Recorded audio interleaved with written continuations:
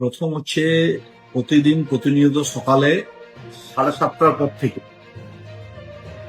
প্রায় 10:30টা পর্যন্ত এভরিডে নিজের রেসিডেন্সের অফিসে ভিজিটার মিট করি প্রত্যেকদিন। তারপর 12টা থেকে প্রায় 6টা অবধি দুর্গাপুর নগর নিগমে মিট করা হয়। রাত্রি 7টা থেকে 10টা পর্যন্ত বিধাননগর অফিসেও নিয়ম করে আমাদের হচ্ছে জনতার দরবার যেখানে চালু আছে সেখানে মানুষ সাক্ষাৎ করতে পারে। এর বাইরেও আমরা 31 নম্বর বিদ্যাসাগর, সেখানে শনিবার আর রবিবার সপ্তাহে দুদিন সেই কার্যালয়েও পাবলিক মিট করা হয়। এবং এর সাথে বিভিন্ন ক্লাব, সোসাইটি, এনজিও তাদের সাথেও আমরা সম্পর্ক করার আলাদা আলাদা করে চেষ্টা করছি।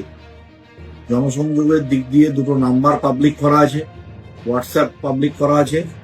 এবং এই সকল ক্ষেত্রেই আমরা মানুষ যাতে পুরোপুরি অ্যাক্সেস পান এর জন্য আমরা কিছুদিনের মধ্যে একটা অ্যাপস ওপেন করব। যে অ্যাপসের মধ্যে সেন্ট্রালাইজ অ্যাপ হবে, যার যে ধরনের রিকোয়ারমেন্ট তিনি ওই অ্যাপসে কমপ্লেন লজ করলে সেটাকে রিজলভ করা হবে উইথিন 72 আওয়ার্স। আমরা এইভাবে মানুষের সাথে সংযোগ করতে চাইছি। এর বাইরে প্রতিদিন 14টা 15টা কর্মসূচি অ্যাটেন্ড করা, তার সাথেও কোনো ইন্ডিভিজুয়াল কোনো রেসপন্স পেলে সেটাকেও আমরা কভার করার চেষ্টা করছি। এবং তার সাথে আমাদের মাননীয় মুখ্যমন্ত্রী শুভেন্দু অধিকারী মহোদয় বলেছেন যে একটি নেতাজি সেবা কেন্দ্র, বিধায়ক সেবা কেন্দ্র খোলার জন্য।